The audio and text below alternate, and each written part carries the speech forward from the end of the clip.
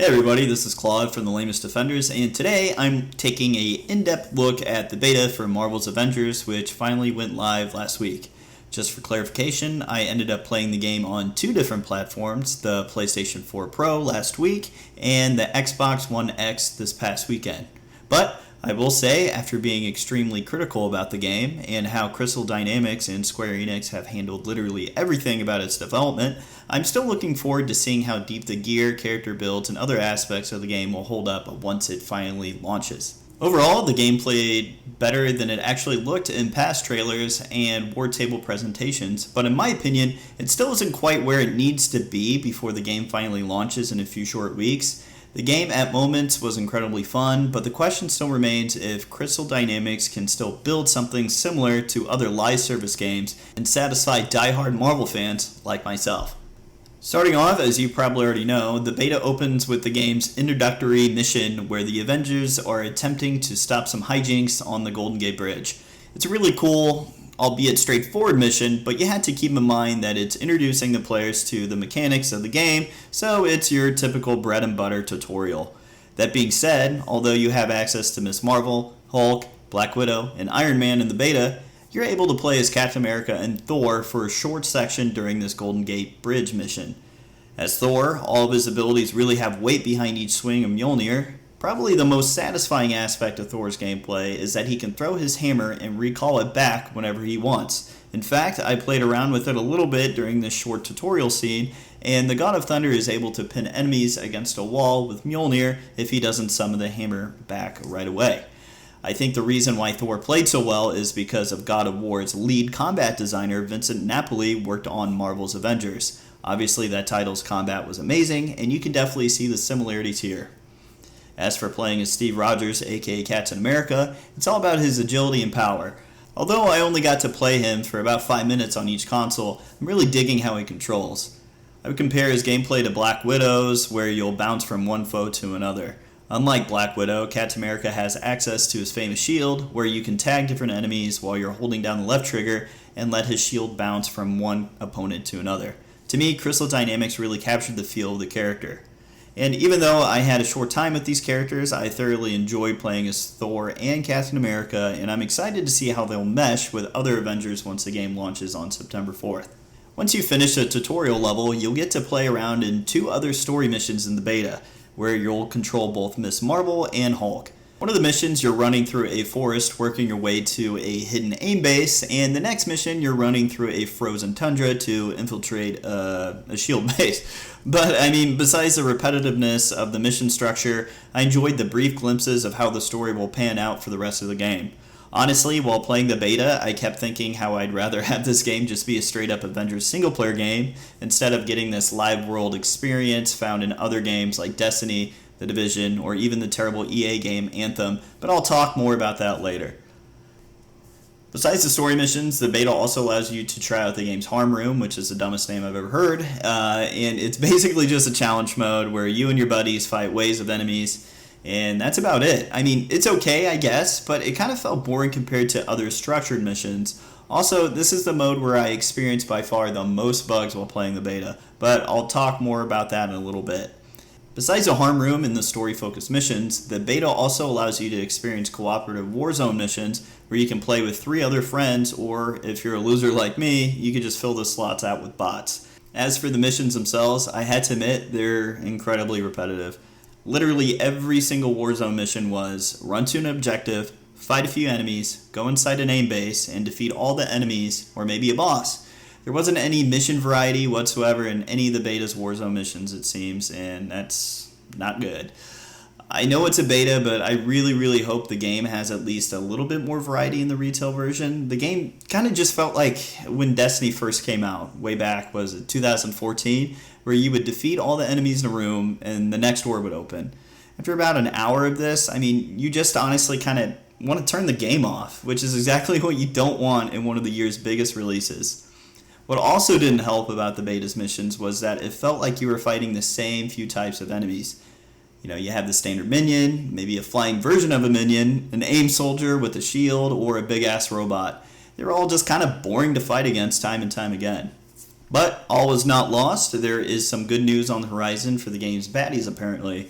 In a recent interview with PlayStation Trophies, lead combat designer Vince Napoli said since our characters in the beta are relatively weak, the full game will have more powerful and varied enemies to fight against. So if that's true, that could really help alleviate one of my biggest criticisms about the game, where every enemy that you go up against looks like an Ultron drone from Age of Ultron or Bob, Agent of Hydra. Well, I guess in this case AIM, but you get the picture. Moving on to the actual gameplay of some of the heroes from Marvel's Avengers, everything is relatively fun. As previously mentioned, in the beta you have access to Iron Man, Hulk, Black Widow, and Ms. Marvel. Out of those four, Iron Man, Black Widow, and Ms. Marvel were all great. Granted, Iron Man was probably my favorite because of how varied his weapons were. You had his standard repulsors, homing rockets, and his lasers like you've seen him use at the end of Iron Man 2. I think with this moveset, the developers really captured the essence of the character, just like Captain America, even though it looks like Iron Man is sucking down a lemon. As for Black Widow, her gameplay reminded me a little bit of Insomniac's Spider-Man for the PS4. She's obviously very agile, and with the right trigger she can launch herself into a combo with any of the game's adversaries. I just really like how fast she was, and if punching, kicking, and throwing baddies got stale, her pistols felt surprisingly powerful as well. I also really liked using Ms. Marvel. Every time she used her extended punches and kicks, it just felt satisfying to land. I really enjoyed using her ranged attacks in which she literally extended her arm to punch faraway enemies. I don't know, there was just something about her moves that just made her really, really fun to play. And who really wasn't all that fun to play, in my opinion, was Hulk. Obviously, all of his moves were focused on punching, ramming, or picking up minions to use as a battering ram, but compared to other characters, I just really didn't have a whole lot of fun playing him. But granted, that could just be because I like playing faster characters who combo more easily. Who knows, but I just didn't enjoy my time with him. In addition, the beta also gave us a glimpse at how the gear works in the game. If you aren't familiar, it's more or less what you'd find in similar live service games. You can find upgrades and chests hidden around the level, have the loot randomly drop from a defeated foe, and also get gear from actually just completing the missions themselves. The gear has been heavily criticized in the past for not impacting your character's visuals after you equip it. Yeah, it's a little bit of a bummer, but I get why Crystal Dynamics went this route. These are iconic Marvel characters with prolific looks, and they don't want to change that too much. Plus, they want some money for selling you skins. Wow, look at that! Oh boy! Besides some of the problems with loot, I really have to mention how crappy the camera can be at times. There were moments where I was either the Hulk or Hulkbuster, and because they were so dummy thick, I couldn't see who I was fighting or where the enemies were. Damn, boy! Damn, boy, he's thick! Boy, that's a thick-ass boy! Damn! I feel like the camera either needs to be pulled way back when you're playing one of the big boys, or the camera should just never be zoomed in that far. It's just not a good time to be fighting the enemies and also the camera the entire time. So dealing with a game that has a crappy camera is not good. So hopefully they do fix that. Besides the camera, I did encounter a few bugs both on the PlayStation and Xbox versions of Marvel's Avengers beta. Probably the most annoying glitches I found were all involved in the game's harm room. In one match, my online team and I were almost done completing the mission where we had to defeat all the enemies who spawned. All of a sudden, we couldn't find the last random guy who magically teleported out of the level where none of us could reach him. It was a pain in the ass because we were almost done and we just wasted about 15 minutes and had to reset the mission. In another bug in the harm room, our team had 2 Hulks and 2 Black Widows running around. Typically, the game will only allow one of each character with a max of 4 players. This meant we had 2 extra AIs helping out. It was kind of funny to see, but it just seems like a major bug, so hopefully that one gets fixed too. What concerns me is that this beta came out less than a month before the game's actual release. It begs a question if the developers will even have time to fix some of these bugs.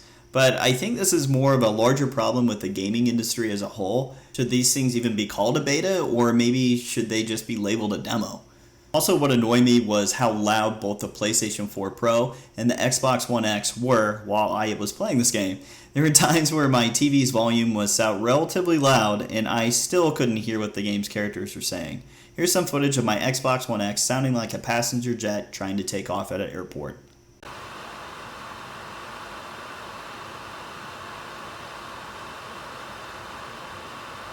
Again, this was a beta, and hopefully this is just something that can be fixed with a patch. Who knows, but it's just definitely something I wanted to bring up.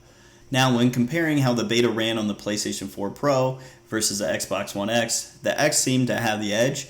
I found that the frame rate ran a little bit smoother and the load times felt a tad bit faster. It wasn't anything that impactful. Honestly, the performance differences could have just came from the developers releasing a patch before the beta came out to the PC and Xbox, which helped reduce some of the screen shaking that the game had.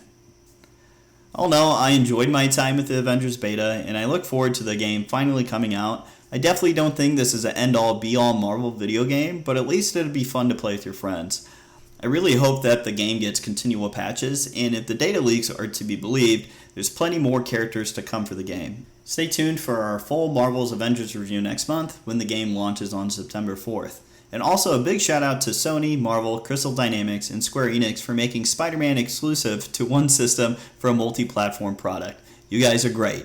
I also can't wait to buy Take 5 Gum to get gum chewing emotes and get exclusive character skins by being a Verizon and Virgin Network customer. You guys stay classy. And for everybody else, thank you so much for watching, and don't forget to hit like and subscribe.